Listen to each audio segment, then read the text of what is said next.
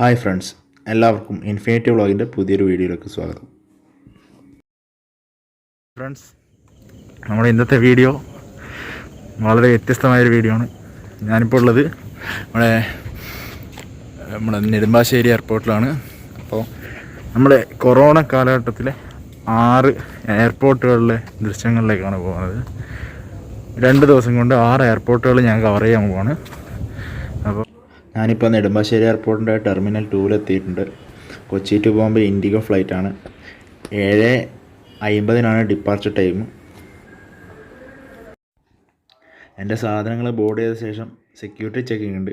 അത് കഴിഞ്ഞിട്ട് ഗേറ്റ് 8-ലേക്കാണ് നമ്മൾ പോകേണ്ടത്. സെക്യൂരിറ്റി ചെക്കിങ് കഴിഞ്ഞിട്ട് ഗേറ്റ് 8-ൽ ഞാൻ വെയിറ്റ് ചെയ്യുകയാണ്. 7:05 നമ്മളെ ബോർഡിങ് ടൈം. 7:50 ഫ്ലൈറ്റ് ഡിപ്പാർച്ചർ ചെയ്യും. അതിനുവേണ്ടി ബസ് വരാൻ വേണ്ടി വെയിറ്റ് ചെയ്യുകയാണ്. ഒരു 10 മിനിറ്റും കൂടി ഉണ്ട്. അപ്പോൾ അവരെല്ലാം റെഡി ആയിക്കൊണ്ടിരിക്കുകയാണ്.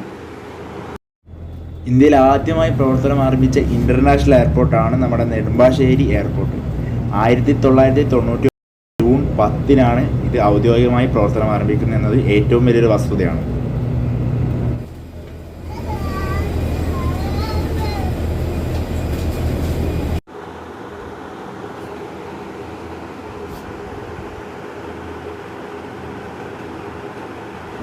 എൻ്റെ സീറ്റ് നമ്പർ 26C ആണ്. അപ്പോൾ ഫ്ലൈറ്റിൽ 6 അടിയിൽ കൂടുതൽ പൊക്കമുള്ളവർ ഏറ്റവും കൂടുതൽ അനുഭവിക്കുന്ന പ്രശ്നം എന്താണെന്ന് വെച്ചാൽ ലെഗ് സ്പേസ് വളരെ കുറവാണ്. ഈ ഫ്ലൈറ്റിലും എനിക്കത് നല്ലതായി ഫീൽ ചെയ്യുന്നുണ്ട്.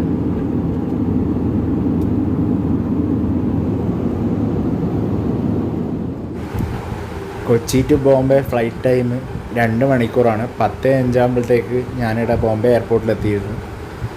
അപ്പോൾ ഈ കാണുന്ന മഞ്ഞ ഡസ്റ്റ്ബിന്നിലൊക്കെയാണ് നമുക്ക് കിട്ടിയ ഫേസ് ഷീൽഡും ഫേസ് മാസ്കും ഒക്കെ നിക്ഷേപിക്കേണ്ടത്. 1:05 ഇനി അടുത്ത ബോംബെ ടു ജോധ്പൂർ ഫ്ലൈറ്റ്. നമ്മളിവിടെ 10:05 എത്തിയത്. കുറച്ച് സമയമുണ്ട് ഭക്ഷണം കഴിച്ച് ഫ്രഷ് ആവാൻ വേണ്ടിയിട്ട്. 12 മണിക്ക് മുന്നേ അടുത്ത് ചെക്ക് ഇൻ ചെയ്യേണ്ടതാണ്.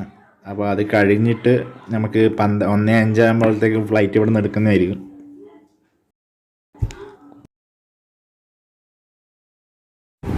അപ്പോൾ ഞാൻ ഈ ബാഗേജൊക്കെ കയറ്റി അയച്ച് ചെക്ക് ഇൻ ചെയ്യാൻ പോവാണ്. എനിക്ക് ഇപ്രാവശ്യം നടുക്കത്തെ സീറ്റായിരുന്നതുകൊണ്ട് PPE കിറ്റൊക്കെ ധരിക്കേണ്ടി വരും. ഏകദേശം ഇതുപോലെ ഇരിക്കും കണ്ടു കഴിഞ്ഞാൽ. ബോംബെയിൽ നിന്ന് ജോധ്പൂരേക്കുള്ള വിമാനത്തിലെ യാത്രയിലാണ് ഞാനിപ്പോൾ. സൂക്ഷിച്ച് നോക്കിക്കഴിഞ്ഞാൽ താഴെ എല്ലാവർക്കും വിമാനത്തിന് നിഴൽ കാണാവുന്നതാണ്. അപ്പം ബോംബെയിൽ നിന്ന് ജോധ്പൂരേക്ക് ഏകദേശം യാത്രാ സമയം 2 മണിക്കൂറാണ്. രാജസ്ഥാനിൽ ഏകദേശം കുറേ ജനവാസമുള്ള മേഖലയിലൂടെയാണ് വിമാനം നീങ്ങുന്നത്.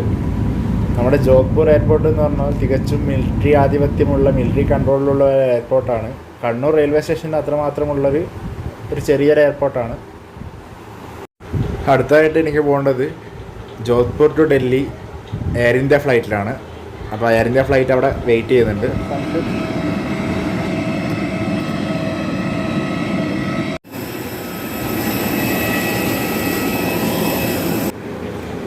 Jodhpur to Delhi flight time ഏകദേശം 45 മിനിറ്റാണ്. അപ്പോൾ ഒരു 6:20 മുമ്പേ ഞങ്ങൾ ഡൽഹിയിൽ എയർപോർട്ടിൽ എത്തുന്നതായിരിക്കും.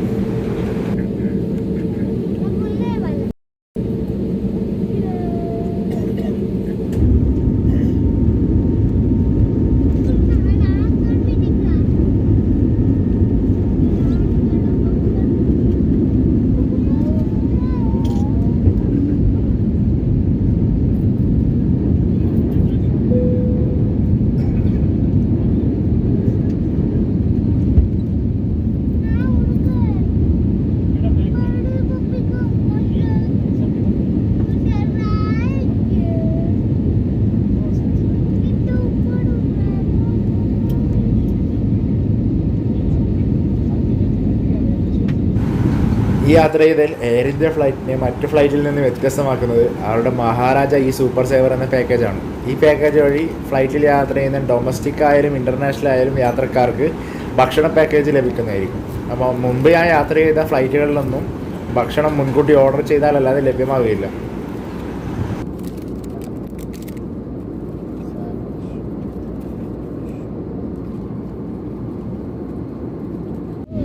അപ്പോൾ ഫ്രണ്ട്സ്, നമ്മളെ വിമാനം ഡൽഹി എയർപോർട്ടിലെത്തിയിരിക്കുകയാണ്. 2020 മെയ് 12 കണക്കനുസരിച്ച് ഇന്ത്യയിലെ ഏറ്റവും ബെസ്റ്റ് എയർപോർട്ടായി തിരഞ്ഞെടുക്കപ്പെട്ട എയർപോർട്ടാണ് ഡൽഹി എയർപോർട്ട്. എൻ്റെ അടുത്ത flight Delhi to Bombay Air India ഫ്ലൈറ്റാണ്. എനിക്ക് വെറും 45 മിനിറ്റാണ് അടുത്ത ഫ്ലൈറ്റിൻ്റെ ബോർഡിങ്ങിനുള്ള ടൈം. അടുത്ത ട്രാൻസ്ഫർ സെക്ഷനിലേക്ക് ഏകദേശം 700 മീറ്ററോളം നടക്കേണ്ടതുണ്ട്. അപ്പോൾ അതിൻ്റെ തിരക്കിലാണ് ഞാനിപ്പോൾ. ട്രാൻസ്ഫർ ചെയ്യണം.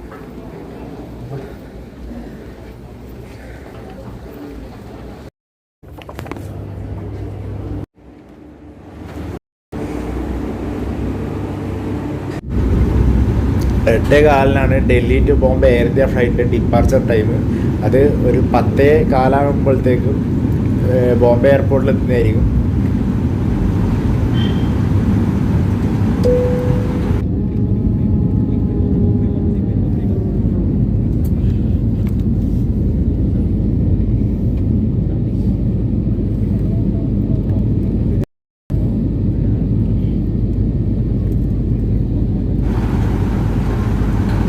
അതീവ സുന്ദരിയാണ് രാത്രി ഡൽഹി കാണാൻ. അതുമാത്രമല്ല ലോകത്തിലെ തന്നെ ഏറ്റവും മോസ്റ്റ് എയർ പൊല്യൂട്ടഡ് സിറ്റീസിൽ ഒന്നുകൂടിയാണ് ഡൽഹി. അതിൻ്റെ സൗന്ദര്യവും അതിൻ്റെ അപകടവും ഡൽഹിയിൽ നമുക്ക് മുകളിൽ നിന്ന് കാണാൻ പറ്റുന്നതാണ്.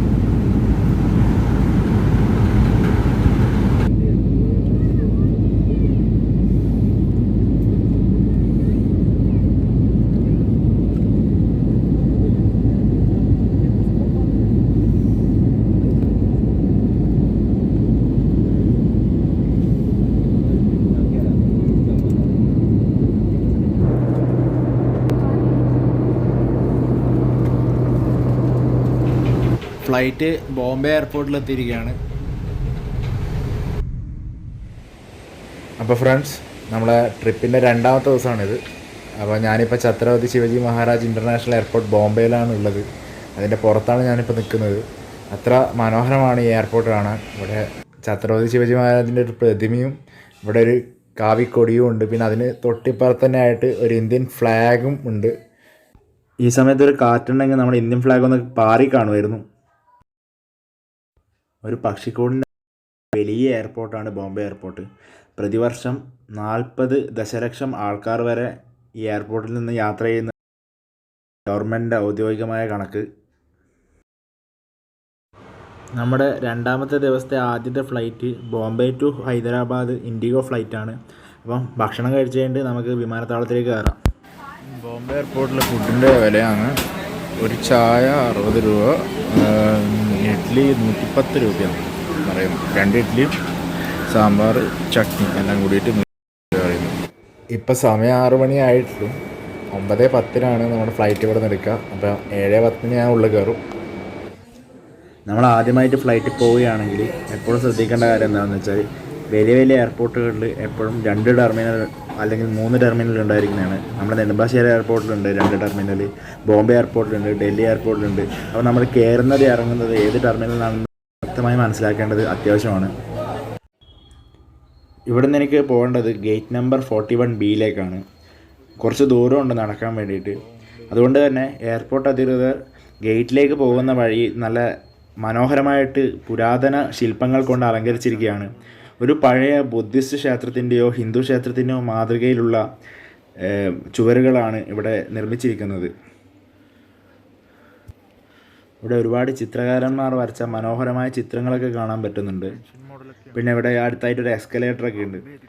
എനിക്ക് ദൂരത്ത് കാണാൻ പറ്റുന്നത് നമ്മുടെ ഇന്ത്യൻ കോൺസ്റ്റിറ്റ്യൂഷൻ്റെ ശില്പിയായ, ഇന്ത്യൻ ഭരണഘടനയുടെ ശില്പിയായ ഡോക്ടർ BR അംബേദ്കറിൻ്റെ ഒരു മനോഹരമായ ശില്പമാണ്. അപ്പോൾ അതും കണ്ടുകൊണ്ട് ഞാൻ നടക്കുകയാണ്.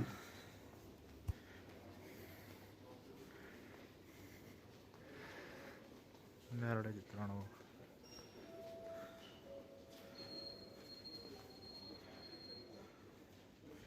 Photo spot.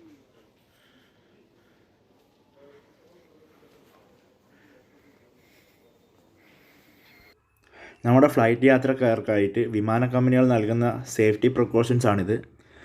എല്ലാ യാത്രക്കാർക്കും ഒരു ഫേസ് ഷീൽഡ്, ഒരു ഫേസ് മാസ്ക്, ഹാൻഡ് സാനിറ്റൈസർ അടക്കമുള്ളൊരു പാക്കാണ് അവർ നൽകുന്നത്. ഇതിൻ്റെ ചാർജ് അവർ നമ്മുടെ ഫ്ലൈറ്റ് ടിക്കറ്റിൻ്റെ കൂടെ ആഡ് ചെയ്യുന്നതായിരിക്കും. അപ്പോൾ ഞാൻ ആദ്യം ഇത് കണ്ടപ്പോൾ ഷാമ്പു ആണെന്നാണ് വിചാരിച്ചത്. ശരിക്കും പറഞ്ഞാൽ ഇത് ചിക്കിൻ്റെ ഹാൻഡ് സാനിറ്റൈസറാണ്.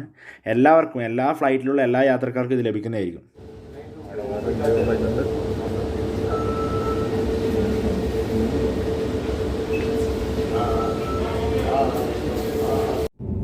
നമ്മുടെ ഇൻഡിഗോ വിമാനം അങ്ങനെ ബോംബെയിൽ നിന്ന് ഹൈദരാബാദിലേക്ക് പോവുകയാണ്.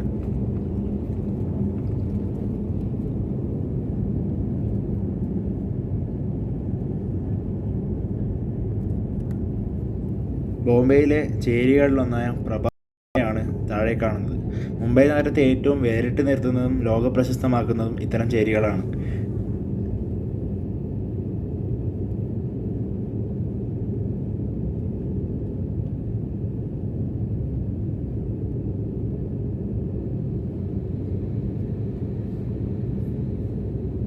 ഫാക്ടറികളും കെട്ടിട സമുച്ചയങ്ങളും ബിസിനസ് സ്ഥാപനങ്ങളും അടങ്ങിയ ഇന്ത്യയുടെ സാമ്പത്തിക തലസ്ഥാനമായ മുംബൈ ഒരു വശത്തും തൊഴിലില്ലായ്മയും ഒക്കെയുള്ള ജനവിഭാഗവും മിഡിൽ ക്ലാസ്സുകാരും ഇടകലർന്ന് ജീവിക്കുന്ന യഥാർത്ഥ മുംബൈ മറുവശത്തും നമുക്ക് ഈ ആകാശയാത്രയിലൂടെ കാണാൻ സാധിക്കും. ഖർദന്ത എന്ന ഗ്രാമത്തിലെ ഒരു ചേരിയാണ് താഴെ കാണുന്നത്. ഒട്ടേറെ മത്സ്യബന്ധന തൊഴിലാളികളാണ് ഇവിടെ താമസം. അങ്ങനെ 1 മണിക്കൂറും 15 മിനിറ്റും കൊണ്ട് ബോംബെയിൽ നിന്ന് ഹൈദരാബാദ് രാജീവ് ഗാന്ധി ഇൻ്റർനാഷണൽ എയർപോർട്ടിൽ ഇൻഡിഗോ വിമാനം ലാൻഡ് ചെയ്യാൻ പോവുകയാണ്.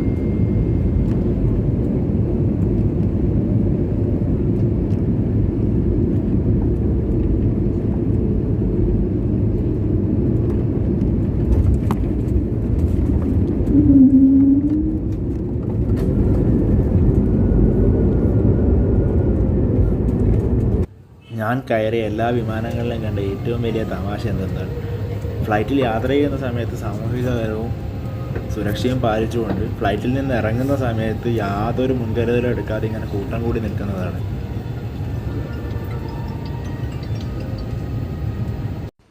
ഒരു ഷോപ്പിംഗ് മോളിൻ്റെ മാതൃകയിലുള്ള ഒരു ടെർമിനലാണ് ഹൈദരാബാദ് രാജീവ് ഗാന്ധി ഇൻ്റർനാഷണൽ എയർപോർട്ടിലുള്ളത്. ശരിക്കും ഒരു ഷോപ്പിംഗ് മാളിലേക്ക് ചെന്നൊരു പ്രതീതിയാണ് ഇവിടെ ഉണ്ടാകുന്നത്. എല്ലാ ഷോപ്പിംഗ് മാളിൽ കയറുമ്പോഴും ഞാൻ ചെയ്യുന്ന അതേ പ്രവൃത്തി തന്നെയാണ് ഞാൻ ഇവിടെയും ചെയ്യുന്നത്. എല്ലാ ഷോപ്പിലും കയറി ആ ഷോപ്പിൻ്റെ സാധനങ്ങൾ അന്വേഷിച്ച് പുറത്ത് ചെയ്യും. വീണ്ടും അടുത്ത ഷോപ്പിൽ കയറും, അതിൻ്റെ വിലയൊക്കെ അന്വേഷിച്ച് പുറത്ത് ചെയ്യും. 10:40 ഞാൻ ഹൈദരാബാദ് എത്തിയത്. അടുത്ത വിമാനം 2:35 ഹൈദരാബാദ് ടു കണ്ണൂർ ഇൻഡിഗോ വിമാനമാണ്. അതിൻ്റെ ഗേറ്റിലേക്ക് പോകുന്ന വഴിയാണ്. കണ്ണൂരേക്കുള്ള വിമാനയാത്രയിൽ ഞങ്ങളുടെ കൂടെ യാത്രികരായി ഉണ്ടായിരുന്നത് മുഴുവൻ അതിഥി. ആകെ 4-5 മലയാളികൾ മാത്രമേ ഉണ്ടായിരുന്നുള്ളൂ. അവരുടെ മുതലാളിമാർ ഫ്ലൈറ്റ് ടിക്കറ്റും കൊടുത്ത് അയക്കുന്നതായിരുന്നു. ഞങ്ങൾ വിമാനത്തിലേക്ക് പോകാനുള്ള ബസ്സിന് വേണ്ടി ഇവിടെ വെയിറ്റ് ചെയ്യുകയാണ്. വളരെ ചെറിയൊരു ഇൻഡിഗോ വിമാനത്തിൽ കുറേ അതിഥി തൊഴിലാളികളും 4-5 മലയാളികളുമായാണ് എൻ്റെ കണ്ണൂരേക്കുള്ള യാത്ര. 2:35 ഫ്ലൈറ്റിൻ്റെ ഡിപ്പാർച്ചർ ടൈം. ഏകദേശം 4:45 ഈ ഫ്ലൈറ്റ് കണ്ണൂരെത്തുന്നതായിരിക്കും. അപ്പോൾ അവരോടൊത്ത് ഞങ്ങൾ യാത്ര ചെയ്യാൻ ആരംഭിക്കുകയാണ്.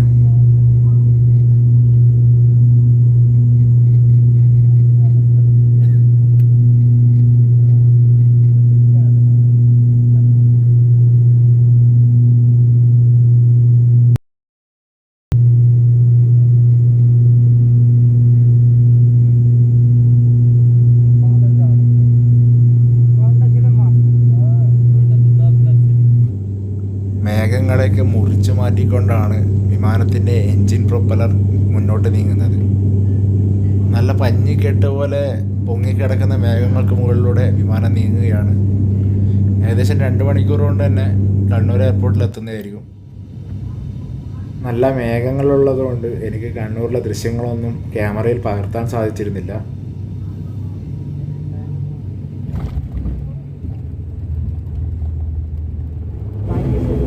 ഞാൻ ആദ്യമായിട്ടാണ് കണ്ണൂർ ഇൻ്റർനാഷണൽ എയർപോർട്ടിൻ്റെ അകത്തേക്ക് പ്രവേശിക്കാൻ പോകുന്നത്. ഉദ്ഘാടന സമയത്ത് പുറത്തു നിന്ന് കണ്ടതല്ലാതെ എയർപോർട്ടിൻ്റെ ഉൾവശം എങ്ങനെയാണെന്ന് എനിക്ക് കാണാൻ സാധിച്ചില്ല. ഇന്ത്യയിലെ തന്നെ ഏറ്റവും വലിപ്പം കൂടിയ 4ാമത്തെ എയർപോർട്ട് റൺവേ ആണ് കണ്ണൂർ ഇൻ്റർനാഷണൽ എയർപോർട്ടിനുള്ളത്.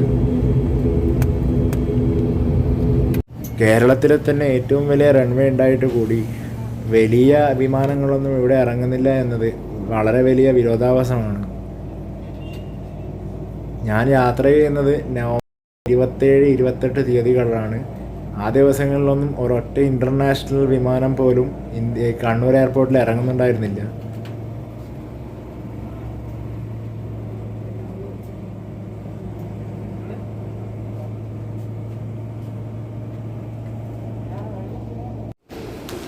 എയർപോർട്ടിൽ നിന്ന് പുറത്തേക്കുള്ള യാത്രയിലാണ് ഞാൻ.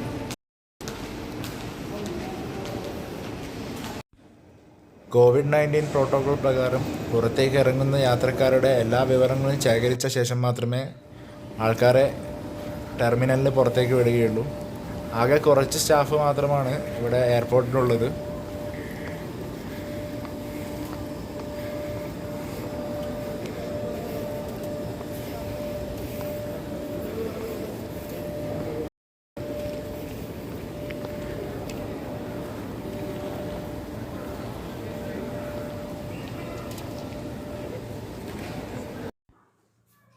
ഞാൻ എല്ലാ പ്രൊസീജിയേഴ്സും കംപ്ലീറ്റ് ചെയ്ത് പുറത്തേക്ക് ഇറങ്ങിയിരിക്കുകയാണ്.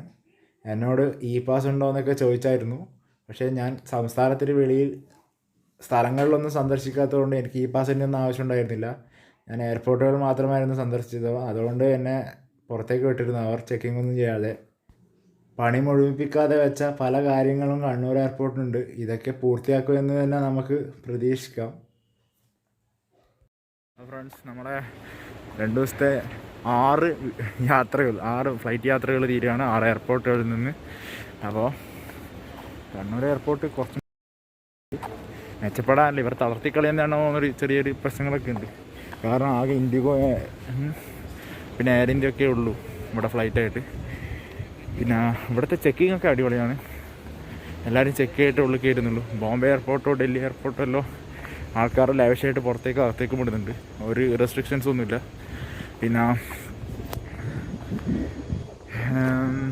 ഇവിടത്തേക്ക് ഫ്ലൈറ്റ് ഞാൻ ആദ്യം 2 ബുക്ക് ചെയ്ത ഫ്ലൈറ്റൊക്കെ ക്യാൻസലായിരുന്നു.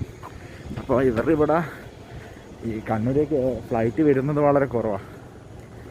പിന്നെ ഞാൻ ഇറങ്ങിയിട്ട് ഒരു ജോധ്പൂർ എന്ന് പറഞ്ഞ അത് നമ്മുടെ കണ്ണൂർ റെയിൽവേ സ്റ്റേഷൻ്റെ അത്രയുള്ള എയർപോർട്ടാണ്.